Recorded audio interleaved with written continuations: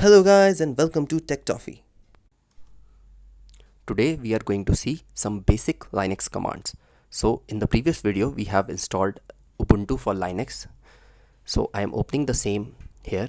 So the first command we are going to learn is cd, that is change directory, and we are going into the mount folder. So mount folder will have all the drives. So I'm going inside the D drive and a folder called Tech Toffee folder. So cd is like change directory.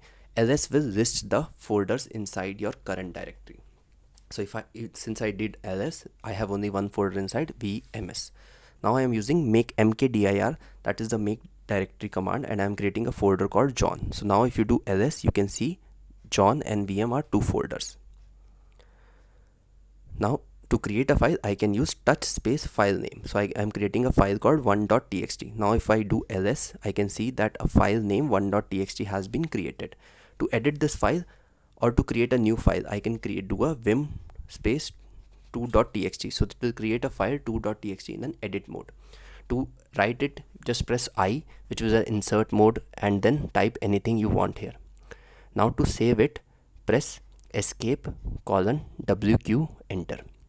It will save the file. To view the contents of file here, we are using cat2.txt. So it will print whatever in the file. Similar way, you can edit the other files also. So any file which you want to edit, just write vim. With the vim editor we are using to edit. To clear the screen, press Ctrl L. Ctrl L will automatically clears the screen. So here we are editing the file 1.txt.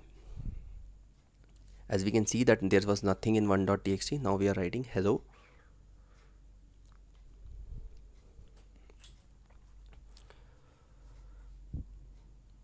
Hello John Cena. So yeah, to save it again, escape wq enter.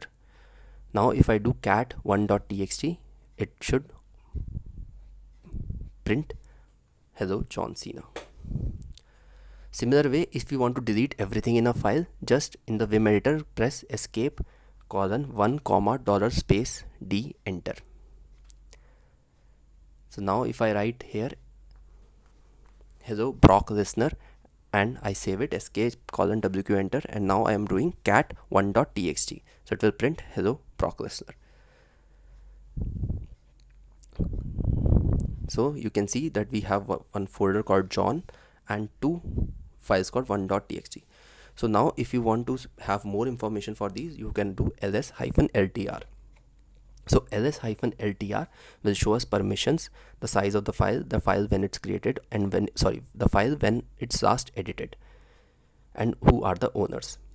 So basically, to remove one file, you can do rm1.txt. So it will remove the file. So now if you do ls, you are seeing that there is no file called 1.txt. Similarly, if you want to do a force remove, you can do rm space -rf file names or folder names. So it will remove all the things that you want to remove. Now if you see with ls command or ls -ltr command, both will show same things. Nothing is there.